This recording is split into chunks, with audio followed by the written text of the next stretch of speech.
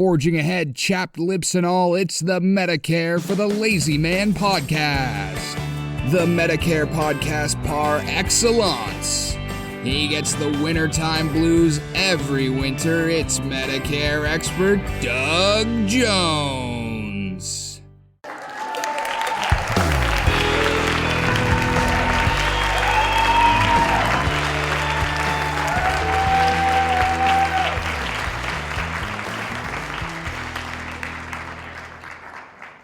Well, look what we have here. We've got another episode of the Medicare for the Lazy Man podcast.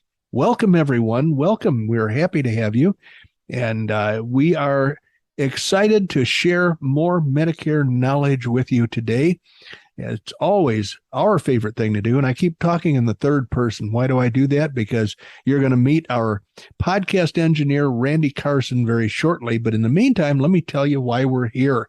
We are here because you might be facing that Medicare line in the sand. You're preparing to cross into the world of Medicare, and it's remotely possible that you could violate some of the rules and regulations without knowing it, or that you could select coverage that's not going to stand you in good stead for years and years, like the coverage I sell, or any number of other possible things can happen that will be less than satisfactory in outcome.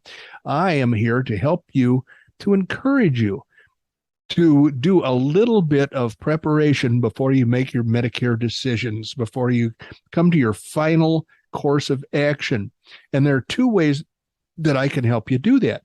One of them is if you read my book, you will find that I have digested. I have written a short but very impactful digest of the Medicare situation and what you can do to avoid having unhappiness assault you after you've been on Medicare. You know, the decisions you can make ahead of time that are going to be predictors of happiness and success in the world of Medicare that you're about to enter.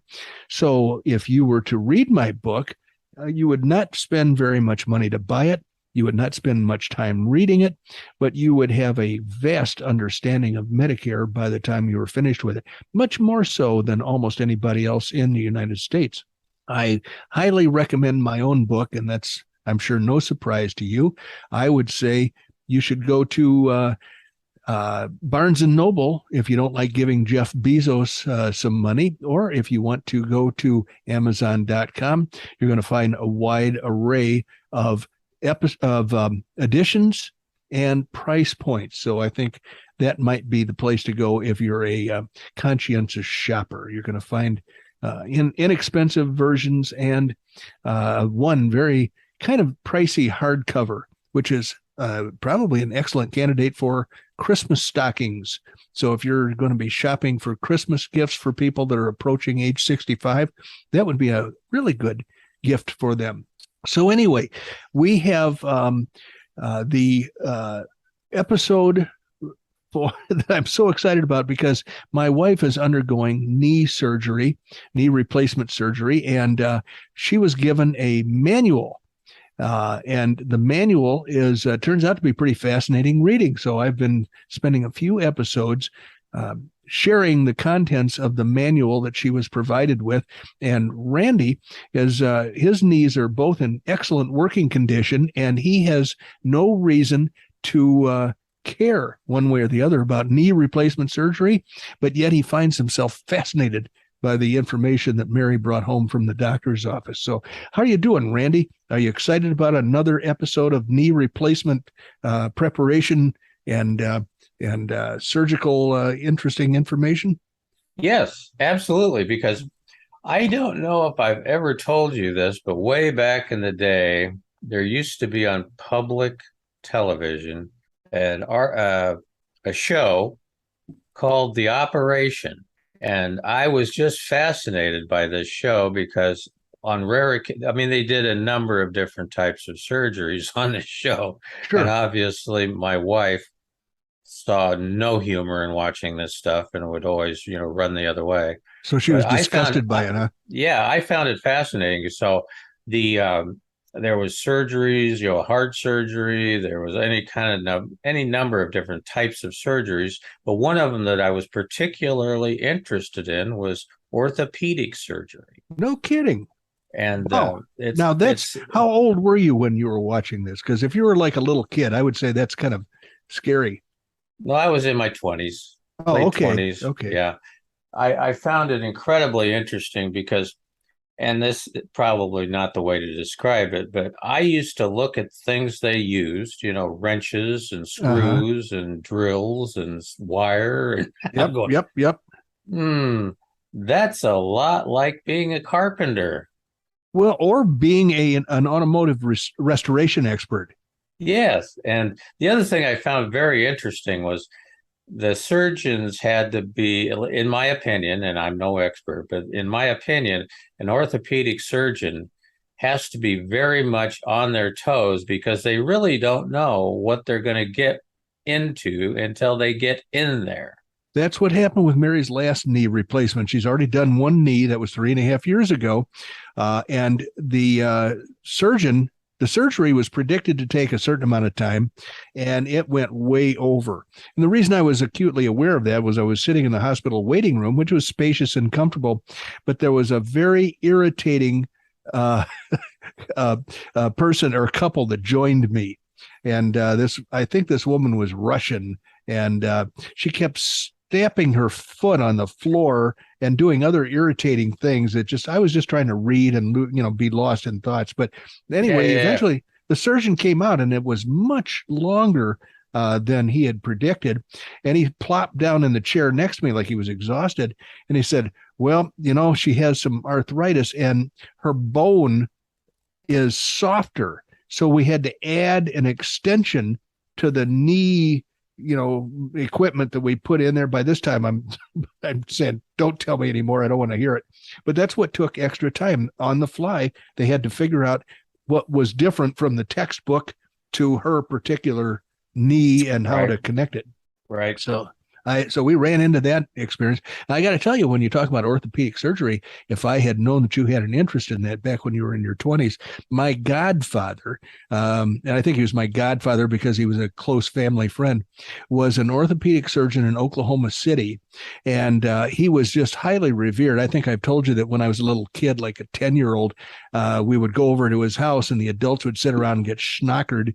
And he had an elevator. He had a 3-story house in Oklahoma City, and I would just ride up and down in the elevator. I thought that was a lot of fun. I think there might have been something wrong with me that, that's how, as a 10-year-old, I enjoyed spending time, was riding up and down in the elevator. But he was an orthopedic surgeon who perfected, I was told, this was family lore, he perfected laparoscopic surgery, not laparoscopic, arthroscopic surgery. Right. And one of the first people he used it on was Gale Sayers. He was able to put Gale Sayers back on the football field for a few seasons. I don't think he ever attained his prior glory, but he was at least able to play and without surgery or without pain and suffering and so forth. Well, I love those kind of stories. Well, this guy was a wonderful guy. He used to send me, like a $5 bill every Christmas or every birthday or something like that. And I would write him a thank you note. And I feel like I should have done more for him because he was, at some point he died and he was gone from my life forever.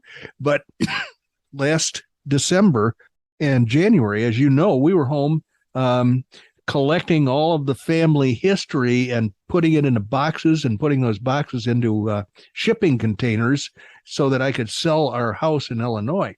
And going through a bunch of this stuff, I found his obituary in several different publications, and he was named the father of sports medicine.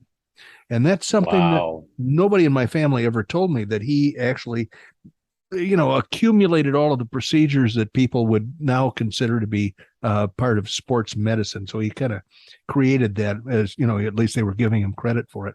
So had you wanted to be an orthopedic surgeon, I could have introduced you to, and he would have told you what you needed to do in order to attain your goal of being an orthopedic surgeon, which I'm sure would have scared the crap out of you. And you would have said, I'm not doing that.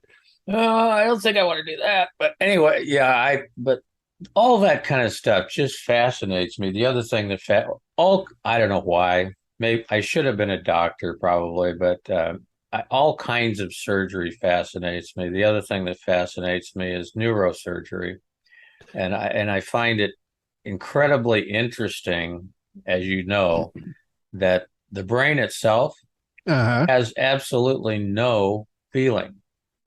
Right. There is no pain. There is Uh, no pain. It doesn't, there's no feeling, there's no pain, there's no nothing of the brain itself. right, right. They can poke around in there. You could take a spoon and actually lift the skull off and eat the brain if you wanted to, and it wouldn't disturb the person whose brain you were eating. At least that's what I was led to believe by Doctor what's his name, the Silence of the Lambs guy. Oh, yeah. No, but So it's true. And I find the interesting part is, what now they're doing like, deep brain stimulation, trying yeah, to, control tremors and all that kind of stuff. And sure, sure. when they're trying to map where the probe should go, the person has to be awake. So Yeah, they're so going, they can report their feelings and so forth. that's right. That's right. A little on the And spooky side to me, but if the person has a serious enough problem, then that's the necessary solution for that problem. Then I'd say go I ahead and do don't it. I don't remember which particular artist this was, artist as in musician, Uh, but he was going through deep brain stimulation mapping, and the way they could tell whether they were in the wrong spot or the right spot was he just basically sat there and played his guitar through the surgery, and when he started going, south on playing the guitar, they knew they were in some territory they shouldn't be. wow, now that's interesting. I would not have thought about that as a way to get feedback on the effect of their probing. Yeah, But yeah. I don't know. I've never had the love of medicine that you say you have, but I do love reading about knee replacement surgery, and Yes, absolutely. we are now up to my favorite part of all medical treatment, and I can't wait to share this with you. This is pretty Well, exciting let's for me. let's go on and do that, Doug. The title of this particular section of the book that Mary was given by her surgical practice is anesthesia. I love the thought of anesthesia. I don't like to feel pain. Randy, when he suggests an anesthetic to me, he basically waves a piece of leather in the air and says, "Here, this was good enough for my grandpa. It was good enough for my pa. And it's good enough for you." But I, on the other hand, am more sophisticated in my appreciation of anesthesia. So here is what the book says. Now, this is what's going to be handed to a lot of knee replacement patients coming up soon. So it says you will be interviewed and examined by the anesthesiologist. The anesthesia provider will talk with you about the types of anesthesia used during surgery. General anesthesia puts you to sleep following an injection of medications into your IV. You will not feel pain, and you will be completely asleep throughout your surgery. This type of anesthesia will typically require a breathing tube during anesthesia. Now, a regional anesthesia numbs a part of your body with an injection of local anesthetic. For knee replacement surgery, regional anesthesia may involve injections around the nerves in your leg. The anesthesiologist will then provide a second medication that will cause you to sleep, though not as deeply as you would with a general anesthesia, and typically will not require a breathing tube. Once the operating room is prepared for you, the anesthesiologist will take you back to the operating room on a gurney. Your family or friend or your coach, it doesn't say your coach. What about your knee replacement coach? That's me. Anyway, your family/friend will be escorted to the waiting area. That means they're going to drag me out of there, which is just fine because I don't think I would appreciate seeing people hacked open with surgery on the doctor's mind. Upon arrival in the operating room, you will be placed on the OR table and anesthetized according to the anesthetic plan discussed with you in the preoperative area. This will typically take 10 to 15 minutes. The next section is surgery. Once you are anesthetized, the surgery team will reposition you on the OR table in preparation for surgery. This takes another 5 to 10 minutes. I don't know why it would take so long, but to reposition someone, but the surgery team will then wash their hands and scrub in. This takes another 5 minutes. Once the surgery team is sterile, they will prep and drape the operative extremity according to sterile techniques. This takes another 5 minutes. Oh, geez, the clock is ticking. Once the extremity is sterilely prepared for surgery, the entire OR staff, including nurses, subtechs, anesthesiologist, and surgeon, will break for lunch. Oh, nope, that's not what it says. It says they will hold a formal time out to reconfirm your identity and the operative site. Well, my wife's going to have two things written on her legs. One says yes, one says no. And I'm going to make sure that they do not accidentally operate on the knee that she had replaced years ago. So this, let's see, they're going to recheck the surgery to be performed prior to making an incision. This is one of the many controls to keep you safe. This takes about 1 minute to perform. The surgeon will then initiate the surgery. The surgery takes about 1 to 2 hours to perform. After the surgery, you will be taken to the recovery room. The surgeon will speak with your family while you're recovering. So, under the heading of recovery, it says you will recover in the post-anesthesia care unit, which they shortened to PACU. That's, we're not the government here. We don't need to have the letters for every single thing that we do. Otherwise known as the recovery room. I think that's sufficient for me. The average time in this unit is approximately 4 hours. While you're there, the nurse will check your vital signs frequently. Anesthesia will wear off. Your pain medications will be started.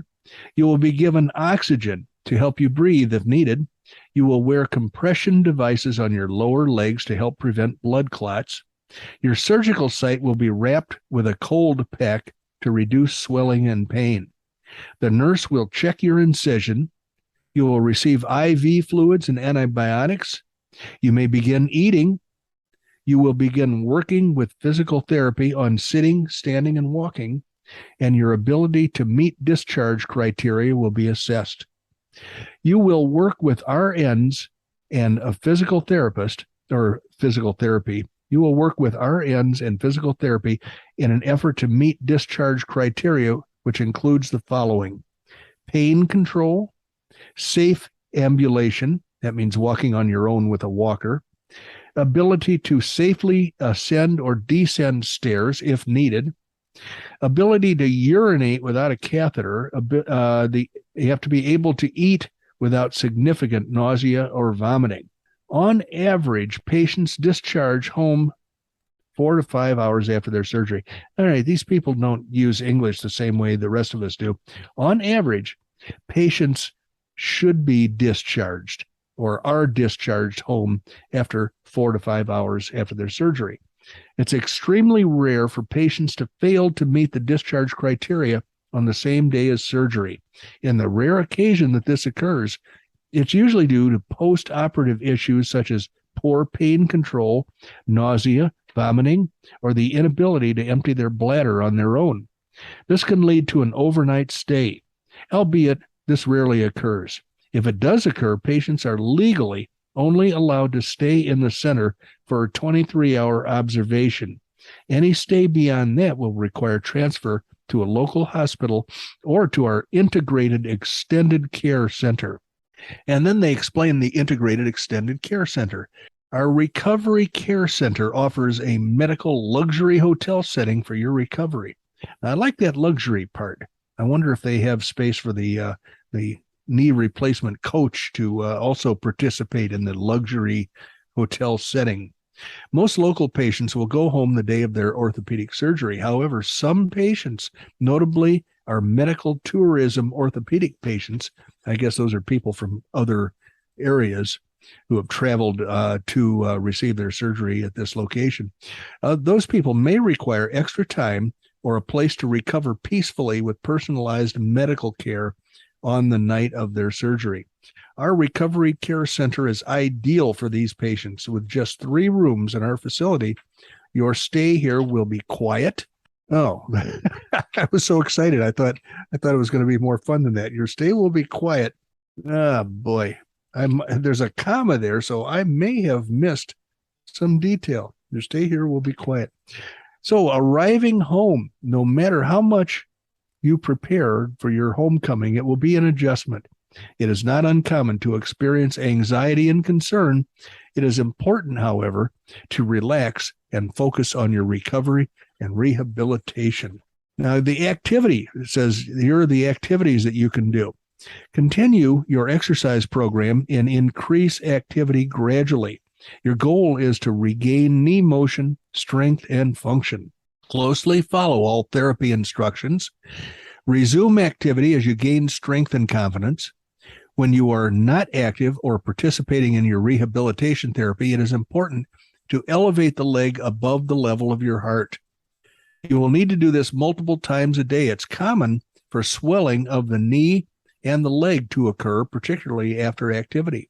Elevation can assist with reducing swelling. Note, place pillows under the calf or ankle and not behind the knee when elevating.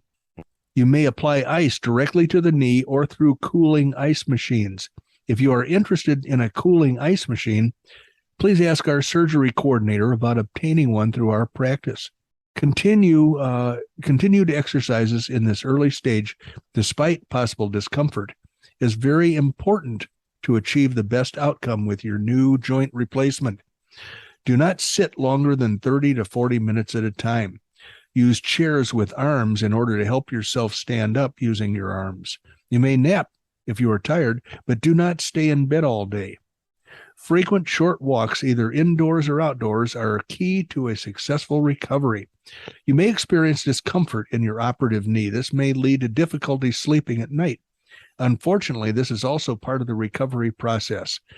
Getting up and moving around relieves some of this discomfort. Fortunately, this nightly discomfort does not last very long. Taking pain medication prior to bed can help to manage the discomfort. It is okay to climb stairs with support.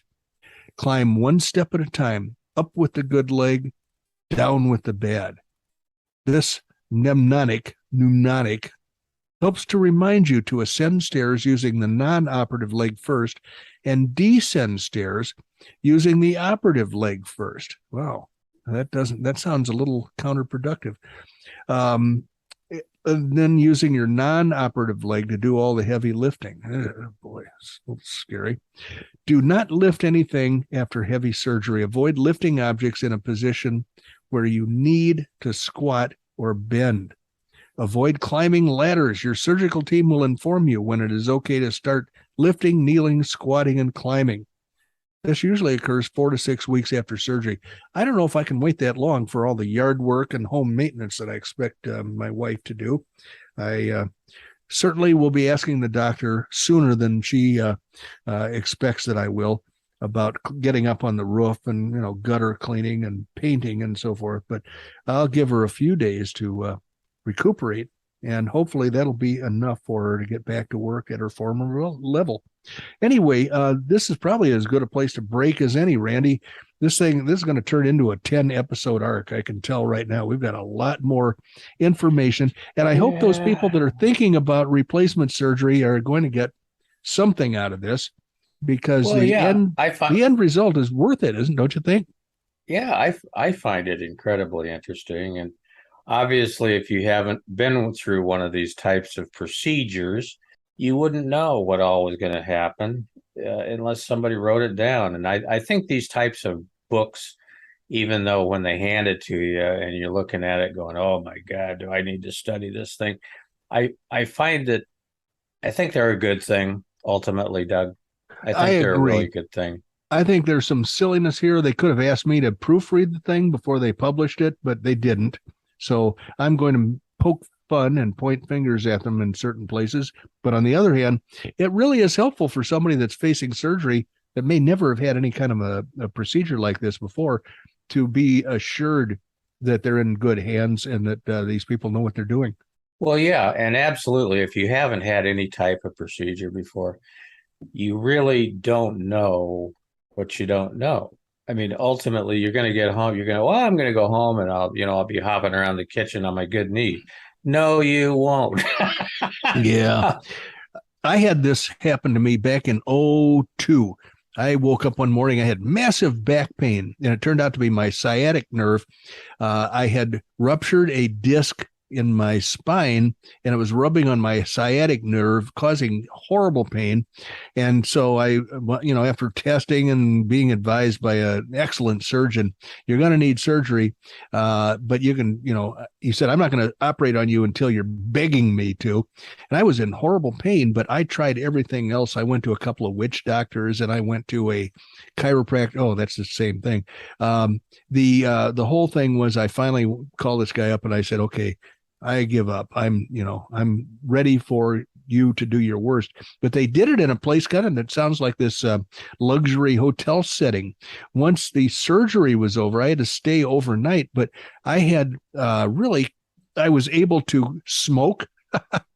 And there was a big giant exhaust fan in the break room, so I was able to go in there anytime I wanted to with my rolling IV tree. It was like a hat tree for IV bags, and they ordered dinner for me and for the missus from a local restaurant, and so we went out into their little living room area and we ate dinner there.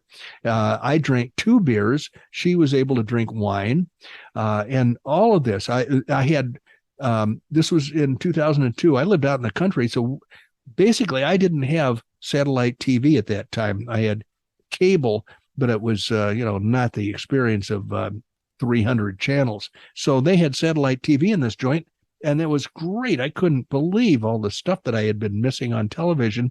And then I had a nurse for each 8-hour period of my day.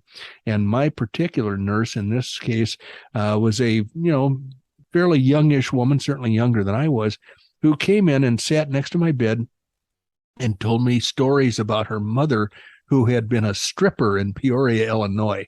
And it sounded like she had a fun life working at Big Al's in Peoria. So all in all, I didn't mind the, having to go home afterwards. I was like in excellent spirits. What disturbed me about the whole thing was exactly 2 years later, I woke up one morning with the same pain in the same spot. And the tests revealed that the same disc had ruptured again and was irritating the same sciatic nerve. So I had to go through it all again, but this time they made me do it in the hospital. So I got to tell you, the luxury hotel treatment is the way to go. Well, I would agree, because I don't remember exactly the situation that I was in, but I don't think I've ever been in a luxury recovery hotel, because as I remember, after I woke up, instead of ordering, like a nice filet mignon dinner for, me and the wife, I remember somebody walking by with a little cart, pitching bags of peanuts into the room. Okay, well, you were not in the same facility I enjoyed.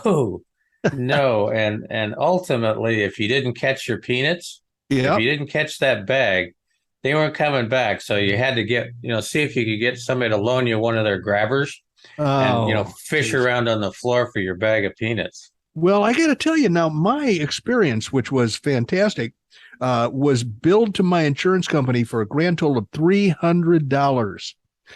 I imagine yours was probably more in the neighborhood of $10 or thereabouts. Would that be correct? Yeah, and I think you had to pay for your own peanuts too. I'm not sure. Geez. I'm not sure. But man, yeah, we definitely had a different experience, Doug. Very different.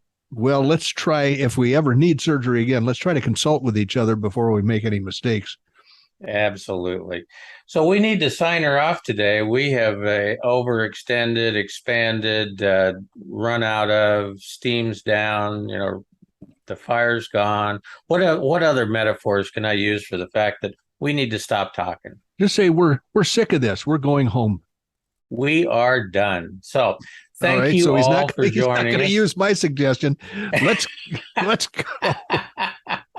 Okay. Well, did we do our close-up stuff in terms of going shopping at Amazon.com. You Did we haven't do done all any that? of that, and you're such a masterful closer of episodes that I would miss it if you didn't do it. Okay, well, let's do that because we need to stick to the process here.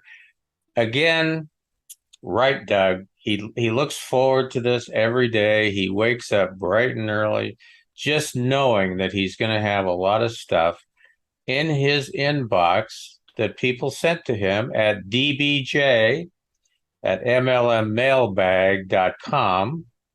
Send him a lot of stuff because he loves it.